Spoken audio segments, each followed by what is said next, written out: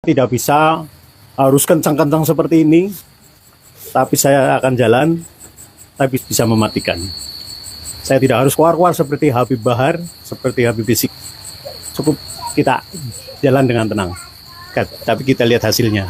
Waspadalah. Saya dalam barisan saya ini kurang lebih sekitar yang di bawah belakang saya kurang lebih 1.500.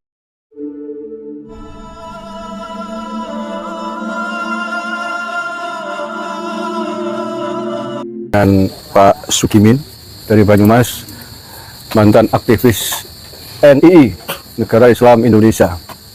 Jadi ini fan-nya Ken Setiawan. Gurunya ya, oh guru pakarnya berarti ya. Yang merekrut Senior ya. senior.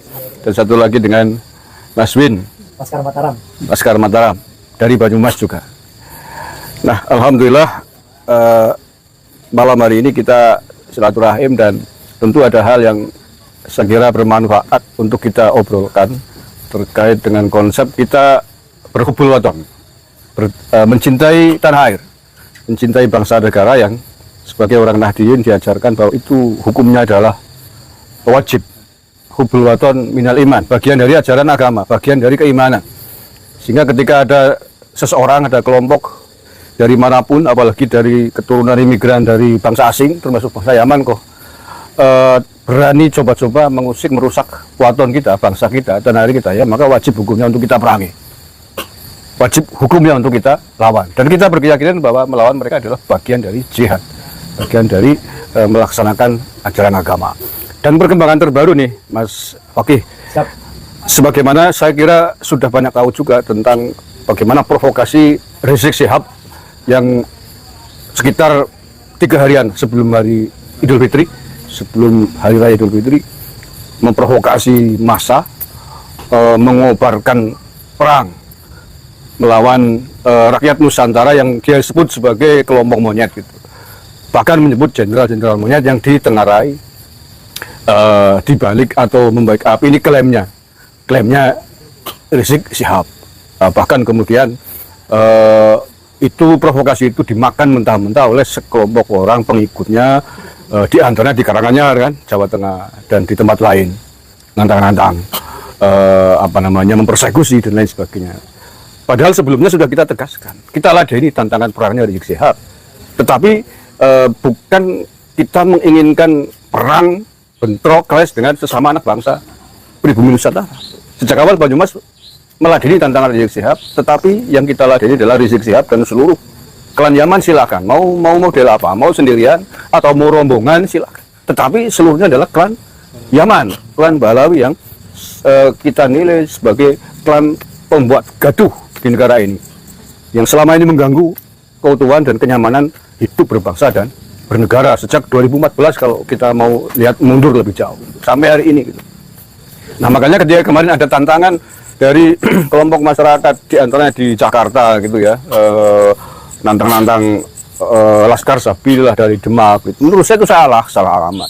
Kita tidak menantang sesama anak bangsa gitu. Kita tidak menantang sesama warga pribumi. Banyumas pun tidak akan meladeni tantangannya Front Persaudaraan Islam yang ada di Jakarta. Karena kita tidak bermusuhan dengan sampean. Yang kita hadapi adalah klan Balawi Yaman, keturunan imigran Yaman yang dipimpin oleh Rizik Syihab ini yang selalu membuat gaduh. Ya, Mas Win, kalau perlu nggak apa-apa lah. Orang Banyumas ngalah ditantang oleh Persaudaraan Islam, kan bukan itu. Tapi yang kita inginkan, kalau gentle laki-laki Rizik Syihab dan klannya, ya maju sendiri. Mau seperti apa gitu loh.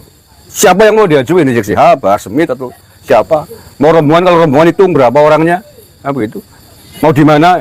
Tetapi jangan warga negara, jangan anak-anak Nusantara, warga pribumi. Bukan itu yang kita kehendaki. Oke. Makanya kita juga tidak terlalu merespon dengan suaranya pengikutnya Rizik Syihab yang di Jakarta khususnya itu, karena bukan itu yang kita maksudkan. Tapi yang kita maksudkan adalah Rizik Syihab yang mengobarkan, memprovokasi perang gitu. Nah, itu diantara dinamika-dinamika terkini yang terjadi, Mas Fakih. Jadi barangkali panjenengan punya perspektif lain apa yang harus kita sikapi. Moga Mas Fakih dulu. Baik. Terima kasih kepada Bung Agus Mar dari KBN Nusantara dan juga channel dari PWI Laskar Sablila Banyumas Raya. Berbahagia sekali bisa di petang ini hadir di bumi Banyumas. Sebenarnya ini mampir sebentar sekaligus tabarukan kepada senior, kepada guru kami Mas Agus Mar, yang jelas-jelas di dalam organisasi adalah memang senior kami, maka kami yang muda harus sowan ke sini. Dan kebetulan dalam rombongan kami ini sahabat saya ini Bung Ahmad Sudimin. Saudara saya ini adalah dedengkot di NII, mantan aktivis ex NII. Insya Allah bisa dicari jejak digitalnya di TV One. Ya.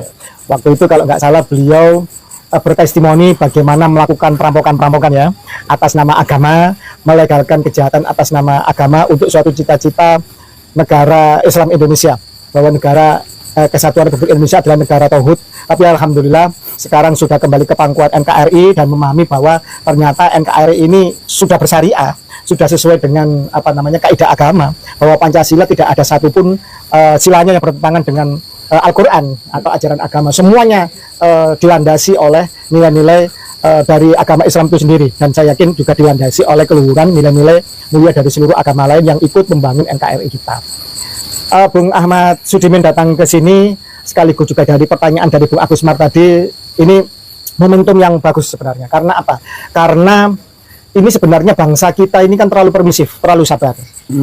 Sebagaimana yang diajukan gugatan uji kewarganegaraan oleh Bung Subhan ke Mahkamah Konstitusi, bahwa ternyata memang pelaksanaan hukum di negeri kita ini memang terjadi tebang pilih atau diskriminasi, Bung Agus Mar.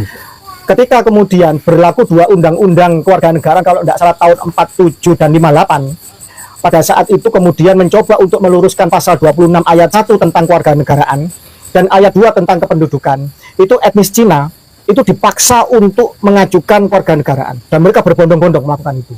Tetapi dari klan Arab yang menurut sensus terakhir sebenarnya jumlahnya nggak terlalu banyak aja, cuma bikin bising aja, bikin rusuh aja mereka. Menurut sensus 2010 jumlah mereka cuma 0,1%. Artinya kalau jumlah penduduk Indonesia ini 280 juta, mereka cuma 280 ribu.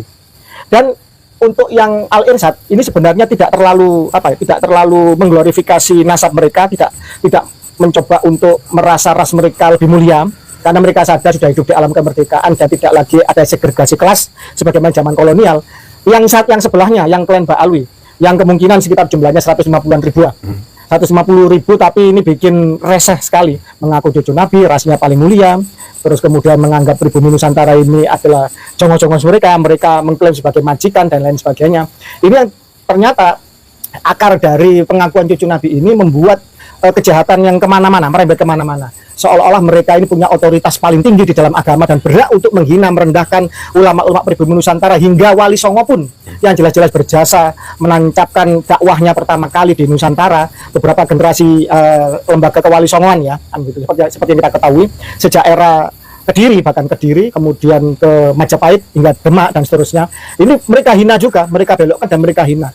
Dan ulama-ulama Nusantara dibilang 70 ulama non Habib yang alim itu lebih hina, lebih rendah dibanding telapak kakinya seorang Habib yang ahli maksiat dan sebagainya lah. Cerita khurafat mereka mengunggul-unggulkan tarim, Yaman dan sebagainya. Seolah mereka di bumi Nusantara ini mereka hanya sebagai tempat untuk buang hajat atau cari tempat makan saja, tapi mereka tetap memuji-muji tarim. Padahal di tarim sendiri, di Yaman sendiri, di Hadramaut sendiri, mereka tidak diakui sebagai bagian dari keluarga Nabi. Mereka juga dianggap imigran karena dulu ngakunya dari Irak, kan begitu. Mereka yang ngaku cucu Nabi tapi tidak punya pengakuan di Yaman maupun di Irak ini semakin lama semakin merajalela kejahatannya. Bukan saja ketika mereka zaman kolonial Belanda, mereka menjadi antek Belanda, bekerja untuk Belanda, berangkat gratis oleh kapal Belanda, dapat gaji, dapat tanah, menjadi mufti, menjadi kapiten, seperti ayahnya si Imam Monyet. Ini bapaknya kerja katanya di apoteknya Belanda. Artinya jelas pengakuan bahwa bapaknya pun juga kerja menjadi jongosnya Belanda, kerja di apoteknya Belanda. Jadi begitu, kerja di usaha-usahanya, sektor usahanya Belanda, kolonial Belanda.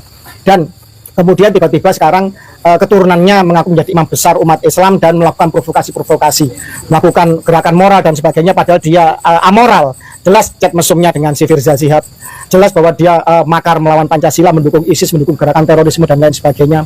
Jelas bahwa dia dulu dengan gerakan pentungannya di setiap hari-hari besar keagamaan, orang pakai atribut-atribut agama lain, mengucapkan Natal dan sebagainya, diserang dengan masif hingga kemudian puncaknya tahun 2017 memanfaatkan isu gubernur Pilgub Jakarta.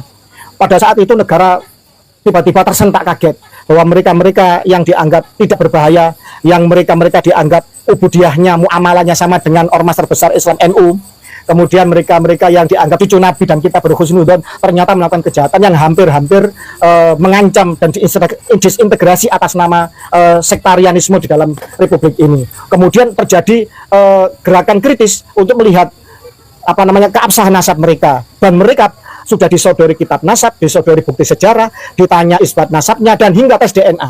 Bahkan di antara mereka, Bung Agus Mar juga tahu, ada beberapa oknum dari Habaib yang sudah telah dites DNA. Yang satu jelas-jelas berkhianat sesuai kesepakatan, kalau dia nggak lolos J1 FGC 10500 sebagai markernya Imam Ali, ternyata sekarang berbalik arah. Yang lainnya tidak berani bernarasi, katanya takut dipersekusi. Nah, ini makin lama mereka dibiarkan, ini bukan semakin tobat, bukan semakin insaf, tetapi malah nantang-nantang, malah memprovokasi pribumi untuk dibenturkan dengan sesama pribumi. Makanya saya sangat sepakat dengan narasi organisasi perjuangan kebangsaan termasuk PWI Laskar Sabila Banyumas ya, yang tidak akan meladeni tantangan dari pribumi, tetapi khusus untuk meladeni tantangan perang dari si dari si imam monyet ini, kan begitu. Saya kata imam monyet karena kurang ajar sekali. Dia di negeri orang, mungkin terindikasi dia masih WNA, dia berani menginjak-injak harkat martabat dan memecah belah kebangsaan di Nusantara ini. Ini sudah kurang ajar sekali. Orang Nusantara setelah menjadi mayoritas Islam ini menjadi orang yang lebih sabar, menganut, ngalah, ngalih, baru ngamuk. Mungkin ini kalau dibiarkan, kalau pribumi sudah pada fase ngamuk, saya tidak ngerti apa yang akan terjadi nanti. Mungkin masif akan terjadi operasi-operasi atau mungkin main hakim sendiri di tiap daerah. Itu yang tidak kita inginkan. Ketika rakyat marah, kesabarannya sekian lama sudah terbendung, kemudian diuji coba terus, digarai, atau kemudian kalau bahasa Jawa Timur nyala-nyala terus dikerjain terus, lama-lama kan bisa jebol kesabaran. Nah, ini yang kita takutkan. Ayolah pemerintah harus turun untuk menyelesaikan polemik nasab ini. Gampang kok untuk mengkoreksi atau memverifikasi kaidah nasab siapa cucu Nabi dan tidak. Sebenarnya gampang sebenarnya. Cuma kalau dibiarkan terus, maka ya jangan salahkan ketika pribumi nanti betul-betul habis kesabarannya. Sebelum pra-Islam, jangan coba-coba imigran di Nusantara ini petentang-petenteng. Menurut Antonio Pigafetta, seorang ilmuwan dan penjelajah Italia, tidak ada bangsa yang pernah dia keliling seluruh dunia yang paling sombong, paling arogan, paling keras kepada pendatang kecuali pribumi Nusantara ini. Jangan coba-coba menatap mata orang pribumi Nusantara, pasti akan dihajar. Kalau melawan pasti akan dibunuh. Ini kesaksian dari Antonio Pigafetta tentang pribumi Nusantara. Begitu Islam datang, kita mengenal Rasulullah kita sebagai penyempurna akhlak. Innama bu'itsu li utammima makarimal akhlak. Pribumi Nusantara yang menjadi mayoritas Islam ini kemudian lebih sabar, hingga kemudian menjadi lebih permisif hingga sekarang ini. Tetapi kalau kemudian ini dibiarkan terus, saya yakin hakul yakin, watak asli bangsa pribumi Nusantara yang punya harga diri tinggi akan bangkit pasti. Pasti kita akan bangkit. DNA ngamuknya pasti nanti keluar. DNA kita pasti akan marah. Dan ingat, DNA haplogrup G ini bukan DNA petarung dan pejuang. Dimanapun mereka kalah kok. Peradaban mereka, haplogrup G Kaukasus ini hancur lebur oleh Mongol, oleh Kievan terus. Kemudian mereka menjadi budak ke sana kemari. Kalah mereka ini. Mereka hanya bisa menipu dan menipu. Seperti Yuya di Mesir misalnya, menipu untuk menjadi mengangkat, mempengaruhi Amenhotep untuk menjadi Fir'aun misalkan. Pertama kali Fir'aun menjadi Tuhan ya Amenhotep, dikompor oleh si Yuya grup G ini. Dan ini jangan sampai terjadi. Maka Indonesia ini negeri yang besar, makmur, subur, kaya akan tambang, pertanian, kaya akan plasma nutfah, kaya akan sumber biologis, kaya akan oksigen, bahkan paru-paru dunia.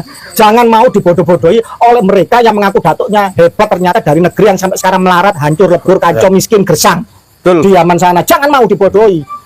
Orang itu dilihat dari karyanya. Bung Agus Mar dihargai orang karena karyanya, karena prestasinya, karena channel YouTube-nya yang hebat kebangsaan dan diakui oleh semua pemangku negara. Nah, begitu juga Nek Wali Songo dihargai karena karyanya membangun peradaban Islam yang luhur, yang luar biasa, rahmatan lil alamin. Pada akhirnya murid-muridnya, penerusnya dengan Nahdlatul Ulama, dengan Muhammadiyah membangun NKRI, yang NKRI ini sangat menjadi negeri yang luar biasa. Tapi mana datuk-datuknya Pak Alwi? Hingga sekarang tarim loh, mengaspal jalannya loh nggak bisa. Kalau banjir mesti ledok, mesti apa namanya, mesti licin, mesti jalannya nggak bisa dilalui karena apa? Karena bercampur antara tanah liat dengan air hujan dan banjir dan tidak bisa membangun infrastruktur. Ini saya heran dengan pribumi Nusantara yang masih mudah dibodohi. Tanyakan saja kepada junjungan kalian, ente Beb ngaku cucu Nabi, mana pengakuan dari Yaman? Stempelnya dari Nakoba Yaman mana Beb? Ente katanya dari Irak, minta stempel nasabnya dari Irak. Itu aja simpel pembuktian. Saya ngaku keturunan dari Jogja, saya harus diakui oleh keluarga saya di Jogja. Tidak bisa saya stempel sendiri di Pasuruan atau di Banyumas, kan begitu? Betul. Begitu lah. Artinya dengan hadirnya XNI dan tadi udah banyak, ini sebagian sudah apa namanya bubar di dalam kongko-kongko kita, tapi Bung Sugimin tetap setia untuk ikut dalam podcast ini. Maka monggo Mas Agus nanti dipertajam narasi tentang kebangsaan kepada XNI yang dulunya melegalkan merampok, membunuh, apa namanya, mencuri, ya kan, segala cara untuk ideologi mereka. Tapi mereka sekarang sudah kembali kepada Pancasila, kepada bangsa ini. Monggo dipertajam Mas Agus. Terima kasih. Langsung aja Pak Sugimin, silakan monggo. Sebagaimana yang tadi di awal prolog saya sampaikan lah, dulu kan panjenengan punya paham bahwa negara ini sebelum menjadi negara Islam dikatakan sebagai negara tauhid gitu, yang halal darah, halal hartanya untuk dirampok, sehingga kemudian sejumlah aktivis kelompok radikal tidak hanya NII banyak melakukan kejahatan-kejahatan dengan dalih agama itu. Nah, tetapi alhamdulillah Pak Sugimin hari ini sudah kembali ke pangkuan NKRI. Tentu ketika melihat ada sekelompok orang, di antaranya kelompok keturunan imigran Yaman mengganggu NKRI. Ini menurut Pak Sugimin apa yang harus dilakukan menurut Pak Sugimin? Silakan Mas Sugimin. Baik, terima kasih Mas Agus. Assalamualaikum warahmatullahi wabarakatuh. Assalamualaikum warahmatullahi wabarakatuh. Pertama-tama saya akan berterima kasih kepada Mas Win yang sudah memperkenalkan saya dengan Gus Fakih di Jawa Timur. Terima kasih Gus. Mas Agus, Sami-sami. saya ucapkan terima kasih karena pada malam ini sedikit ini pertemuan yang luar biasa tanpa disangka-sangka. Saya juga nggak tahu ini akan melakukan pertemuan seperti ini. Saya ini sebenarnya udah lama geram, cuma ada di hati aja. Karena sedikit saya paling sedikit 4 tahun masuk di gerakan radikal, yang disebut gerakan radikal. Saya masuk gerakan negara Islam Indonesia yang di bawah naungan Al Zaitun. Saya melakukan banyak sekali kejahatan-kejahatan yang saya berpikir bahwa itu pengorbanan saya kepada negara, dan tentunya saya waktu itu yang sudah masuk negara Islam Indonesia, melakukan perampokan dan sebagainya. Menurut saya dulu itu halal, karena di luar kelompok saya itu memang dikatakan kafir karena belum bayat kepada kita, harta dan darahnya halal. Selama perjalanan 4 tahun, alhamdulillah saya sadar, bertemu dengan teman-teman, dengan Habib, dengan Pak Kiai dan Gus, Ustadz dan sebagainya, akhirnya yang membuat saya sadar. Kemudian mendengar dan melihat polemik yang akhir-akhir ini berguncang di negara ini, terutama yang disampaikan oleh Habib Rizik dan juga Habib Bahar bin Smith, ya, yang sebenarnya mereka mengaku cucu Nabi, tapi itu tidak mencerminkan sebagai cucu Nabi. Sebenarnya buat teman-teman sendiri yang asli di bumi, asli Nusantara, harusnya berpikir, Nabi sendiri kelakuannya seperti apa? Makhluk yang paling mulia di dunia ini. Kenapa cucu-cucunya dari bahasa aja itu udah Yang mengaku cucu. tidak, yang mengaku cucu itu sungguh harusnya malu. Pak Habib Rizik dan juga Pak Habib Bahar bin Smith harusnya malu bahwa Habib Rizik dan juga Habib Bahar bin Smith udah mempermalukan junjungan kita Nabi besar Muhammad SAW. Harusnya malu. Kenapa? Kanjeng Nabi kita yang dimuliakan punya cucu yang tidak punya adab, kata-katanya menghasut, menfitnah sesama pribumi di sini. Tidak malu karena bukan cucunya. Harusnya teman-teman yang masih pribumi hanya berpikir. Di situ kita bisa melihat apakah kelakuan cucu Nabi seperti itu. Sendiri orang yang tidak, saya bagus. Saya tidak pesantren, tidak mondok itu ya.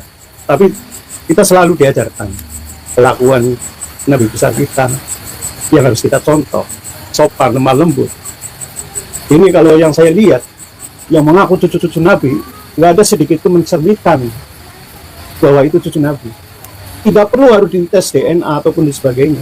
Harusnya Habib Rizik dan juga Bahar bin Smith harusnya malu kalau mau mengaku bahwa mereka itu adalah cucu Nabi. Mereka harusnya malu karena mereka mempermalukan junjungan kita Nabi besar Muhammad SAW. Mungkin kalau saya harus berdiri di barisan paling depan, saya siap. untuk memberikan bahwa harus sadar, harusnya Habib Bahar bin Smith juga Habib Rizik bahwa harusnya malu mengaku sebagai cucu Nabi. Mungkin itu terus Ex MII sah. berapa ribu orang Saya dalam barisan ini? dalam barisan saya ini kurang lebih sekitar yang di bawah belakang saya kurang lebih 1.500-an. Kalau total semua yang sudah kembali ke tanggungan Ya itu hitungannya udah ratusan ribu sudah kembali Siap, ke ya? pangkuan. Insya Allah siap dengan barisan kita. dengan barisan-barisan kita itu sih. Enaknya diapain ini imigran-imigran kurang ajar? Seharusnya sebelum orang-orang asli pribumi ini marah dan mengeluarkan taring-taringnya, harusnya Habib Rizik harusnya segera sadar diri, dan untuk pemerintah sendiri harusnya bersikap lebih adil dan lebih dewasa, jangan sampai nanti terjadi keributan ataupun masalah yang akan semakin besar Jangan sampai terlambat. dan jangan sampai terlambat. Mungkin itu aja. Terus Jadi gini, dengerin ya, Imam Monyet ini barisan dari MII, mantan ex negara Islam Indonesia, menjawab tantangan Anda dimanapun dan kapanpun. Mereka siap untuk menjadi garda depan bagi NKRI dan bagi mereka-mereka yang mencoba untuk menistakan Nabi Muhammad, kan begitu. Siap. Ya, siap. Ya. Oke. Terima kasih Pak Sugimin. Saya kira ini akan menambah amunisi, kekuatan, semangat terhadap siapapun lah, semua anak bangsa yang hari ini yang sedang terbuka untuk membela bangsa dan negaranya. Hari ini mantan SNI siap tampil ke depan. Nanti kelompok-kelompok kapitayan, kelompok-kelompok kejawen, kelompok-kelompok dari agama-agama asli Nusantara akan turun gunung semua. Insya Allah, jamin itu. ya Insya Allah. Karena silakan Pak Gimin. saya tidak bisa harus kencang-kencang seperti ini, tapi saya akan jalan, tapi bisa mematikan. Saya tidak harus keluar-keluar seperti Habib Bahar, seperti Habib Rizik. Cukup kita jalan dengan tenang. Tapi kita lihat hasilnya. Waspadalah. Mas Win, Laskar Mataram. Terima kasih. Oke, sekarang Mas Winarto, Laskar Mataram. Ini putra Banyumas asli. Terima kasih. Ini ada dua hal yang perlu saya sampaikan. Yang pertama untuk si Habib Monyet itu, Rizik, kita ketemu lagi. Jangan lupa, macan-macan Jowo kalau sudah keluar mengerikan. Nanti kami akan muncul Jowo Manunggal. Itu akan ingat itu. Saya udah sejak tahun 2014 sama si Habib Monyet itu. Sekarang kami sudah mempunyai banyak sekali catatan yang sangat tidak baik di negeri kami. Kalian itu pendatang, jangan kurang ajar. Nanti kalau Jowo sudah manunggal, macam-macam udah bangkit semuanya, habis kami. Itu aja. Jadi Laskar Nusantara. iya, Laskar Nusantara. Dan khusus bagi pribumi yang selama ini mengikuti Habib Monyet itu, sadarlah, kita saudara, jangan mau diadu domba. Tuh, kita lebih baik mempertahankan negeri kita ke depan untuk menata semuanya lebih baik. Jangan mau mereka tuh pengkhianat semua itu, tukang adu domba. Dan si Rizik itu hati-hati, kalau Jowo sudah manunggal, mata-mata sudah bangkit, itu tidak akan bisa membendung sama sekali. Itu aja yang bisa saya sampaikan. Terima kasih. Terima kasih Mas Winarto, singkat padat namun mengerikan. Pasukan macannya siap bergerak. Nah, oleh karena itu yang terakhir dari saya, kalau kemarin Rizik Syihab yang nggak tahu posisinya sebagai apa, berani-beraninya mengultimatum Presiden Prabowo untuk membersihkan kita semua, membersihkan. Dan hari ini kita meminta kepada Presiden Prabowo untuk dibersihkan itu keturunan imigran dari Aman, Pahlawi Aman khususnya. Keturunan imigran, Pahlawian, bersihkan dari Nusantara, kalau perlu pulangkan ke negara asalnya di Hadramaut, Yaman. Apapun alasannya, sekali lagi sebelum terlambat. Sebelum seluruh putra Nusantara ini ngamuk, ngalahnya sudah, ngalihnya sudah. Tinggal satu step lagi. Jadi, Maka sebelum ngamuk. Catatan mereka kita udah pegang semua. Nah, Catatan buruk semua. Nggak baik untuk negeri ini, NKRI ini. Yang harus dibuang itu, harus dibuang ke laut.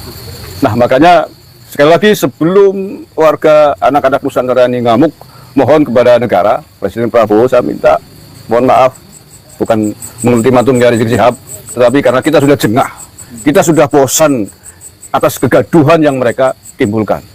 Maka kalau bisa bersihkan mereka keturunan Pahlawi Aman dari tanah air ini yang jumlahnya tidak seberapa, tentu 270 juta jiwa ini di atas segala-galanya. Kalau mereka ngamuk, nggak sampai 1 minggu selesai itu keturunan imigran dari Pahlawi Aman yang jumlahnya paling 100.000 lebih sedikit. Nusa Kambangan memberit untuk menenggelamkan mereka itu. Itu saja saya kira. Terima kasih Gus Fakih, Pak Sugimin, Mas Win atas podcast dan bincang-bincangnya pada malam hari ini. Saya akhiri. Billahi taufiq wal hidayah wa ridwan wal inayah. Wallahul muwaffiq ila aqwamit thoriq. Assalamualaikum warahmatullahi wabarakatuh.